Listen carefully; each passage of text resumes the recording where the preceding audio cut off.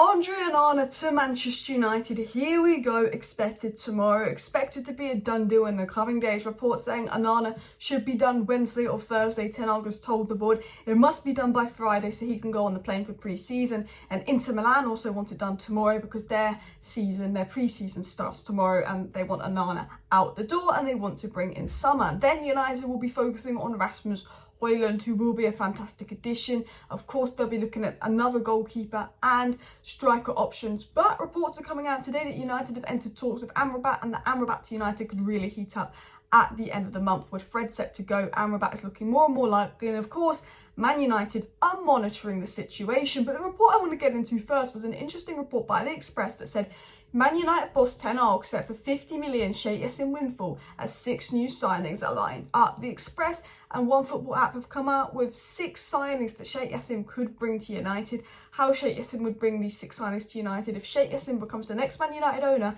and he's reportedly the favourite and he's reportedly in pole position to land United. He will give Ten Hag a much stronger transfer budget if they can get the deal sorted soon, and that would allow 6 signings to come in. And we're going to discuss who those 6 signings would be that Erik Ten Hag wants, and then we will get into the Amrabat news, United monitoring the Amrabat situation and more. So let's get into the Sheikh Jassim situation. Sheikh Jassim planning 6 signings for United. Why will that be allowed? Well, this is what was said. Erik Ten Hag's transfer kitty at Manchester United will reportedly be boosted to the tune of £50 million should Sheikh Jassim be successful in his takeover of the club, with 6 new signings lined up at Old Trafford. Now, Erik Ten Hag wants to bring in 6 new signings at United and get rid of a lot of players. Whether that will be the case or not, I don't know. But what they're basically saying is because of FFP, and look, FFP is not the be-all and end-all. If United were better at selling, if United were better at buying, we wouldn't have this FFP problem. But if we get Sir Jim, we have £50 million less to spend because of FFP. If we get Qatar and they clear the debt, United will have £50 million more to spend. Now, United say they have about 120 million to spend with FFP. United probably have about 200 million to spend with FFP, let's be honest. They always play it down. Sheikh Jassim would take that to 250 million.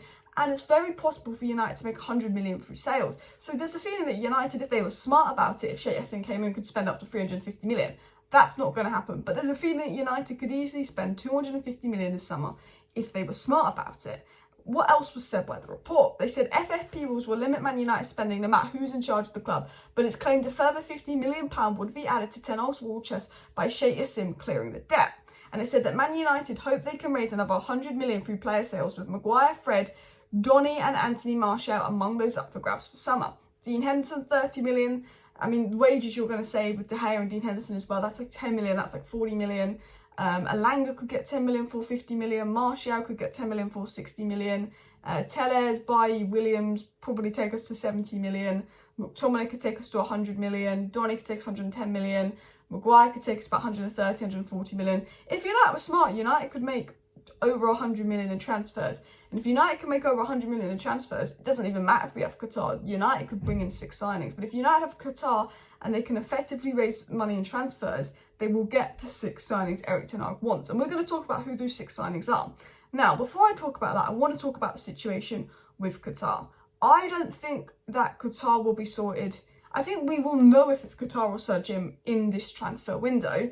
And I know that because the Glazers have done so many delays, they've also been doing the paperwork. So when they go into an exclusivity period, they won't need to do that. It will be a lot quicker. It will be, when they announce the next owner, it could be 2 weeks before they are the owner, because they might only have to do the ownership test because they've kind of done everything else quietly behind the scenes. Both Sir Jim and both Qatar have done all the documents, done everything they need to do to own United behind the scenes. So when it is announced, it shouldn't take too long. But I can imagine it being announced in August, and then by the time it's actually finalised, it's September. So I will take this report with a pinch of salt, because I don't think Qatar are going to be here in time for this transfer window, potentially the January transfer window. But essentially what they're saying is if we do get Qatar, we've got £50 million more to spend this season. And they're saying that we could sign up to 6 players, which is what Erik Ten Hag wants, which is interesting from the report. Now, what is the situation with Qatar? I'm going to get into the rest of the report and who those players are in a second, and then I want to talk about Amrabat. But what is the situation with Qatar? Basically, every single day we are being told by a different source, Qatar are the favourites, Qatar in the lead, the stock price is high. Every indication is that Qatar's in the lead. But every single day that goes by is almost like this Qatar lead is becoming less and less strong. It was said that Qatar have gone 3-2 up in the 89th minute. That's how they describe Qatar's advantage over Sir Jim. But if Qatar are 3-2 up in the 89th minute and 2 minutes of stoppages are added on, you think Qatar are going to win. But if Qatar go 3-2 up in the 89th minute and 10 minutes of stoppages are on, there's more chance for Sir Jim or the Glazers to get back in it. And that's how I see it. The longer and longer this goes on, you know, is it turning into 15 minutes of stoppage time, 20 minutes of stoppage time? There's more and more time for something to stop this. So while every indication and people close to Qatar and people think that it's going to be Qatar, nothing is official, nothing's done. But obviously Qatar will clear the debt and allow for a lot more spending. Now, who does Erik Ten Hag want to sign? Could this be possible? If we get a Qatar announcement in the coming days, this definitely could be possible. And I'm not saying it's not possible, but this is what was said. The Express says, along with the budget already at Ten Hag's disposal, they could give the Dutch boss around 250 million to spend this summer, and he wants 6 signings. So the Express have said that Ten Hag could be given 250 million by Qatar and wants 6 signings. Now, who would those 6 signings be? Of course, a Mason Mount is done. Anana set to be done, and then the third one will be the goalkeeper Suzuki, just as a 5 million backup goalkeeper. The fourth one will be Rasmus Højlund. The fifth one will be Amrabat, who we're going to talk about in a second. And the sixth one will be a versatile attacker that can play across the front. He wants someone that can play centre forward, left wing, right wing, so he can mix up Rashford as Højlund's backup. This versatile attacker, if we don't get Qatar, depends on if we can get money for Martial. Again, Amrabat depends if we can get money for Fred. I think we will get money for Fred, and I think we will get money for either Donny or McTominay. And then as potentially a 7th signing in the centre-back, depends on the Maguire situation. But Disasi has agreed terms with Newcastle, as far as I'm aware. And to be honest, Disasi's not really much of an improvement on Maguire. Maguire out, Kim and Jay in. That's what we should have done in June, but United couldn't do that, unfortunately. So let's actually get into who would this attacker be. Well, there's reports that Ten Hag has spoken to João Felix, really interested in João Felix. João Felix, we know this. João Felix would have come to United if we paid his loan over Chelsea, because United were doing a lot better in the league. He preferred Ten Hag's style of football. João Felix is not at Atletico. Man United won't buy João Felix. They want to loan him because he isn't a natural goal scorer. He's someone that can play across the front 3. We have been linked with other players like Diaby, but I think we're just linked to him for the sake of it, and I think we're not actually interested in him. But, you know, United want a versatile attacker that can play across the front 3. But it was said, and by reliable sources, it is very much Mount, Onana, get Dean Henderson out, get Suzuki in, get Højlund sorted, get Fred out, get another player out, bring in Amrabat if the money's there, if we can raise money, if we can get rid of Martial, bring in an attacker.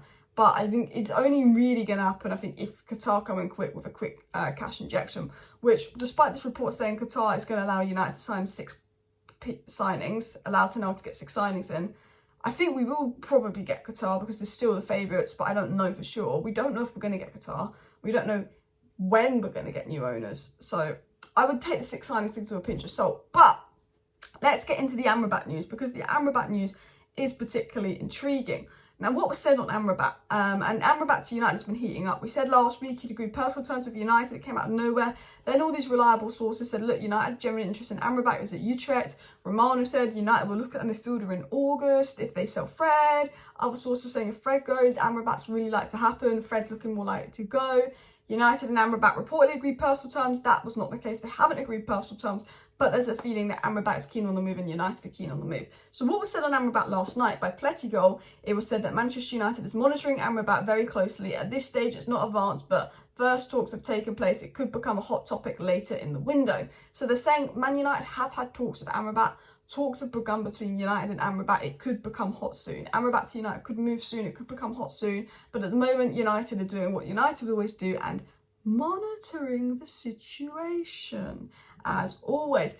Then it was said by TalkSport, again, United are monitoring Amrabat, and it was said that Amrabat is on Man United's radar, not top target at this stage if they look to tie up a Nana and a number 9. But keep an eye on this one if the budget allows it. It's dependent on departures. So basically, as been said by lots of other journalists, Amrabat is dependent on basically if Fred leaves, I think. And I think Amrabat's one to keep an eye on. Also Varela and Lavia, other midfielders have been linked to, but Amrabat seems the most light that we're linked to. So let's round up today's news. Today's news has been rounded up, but basically saying if Qatar come in, we're going to get 50 million more to spend, and Ten Hag could bring in the 6 signings he wants to bring in. We discussed the 6 areas that Ten Hag wanted to bring in, but obviously that report is very sceptical. Like, it's more about if Qatar come in, who Ten Hag wants to buy. I don't think it will happen, but I think it's interesting to read that Ten Hag wanted Suzuki, 2 goalkeepers, a midfielder, an attacker, Mount and Onana. I think that's pretty interesting.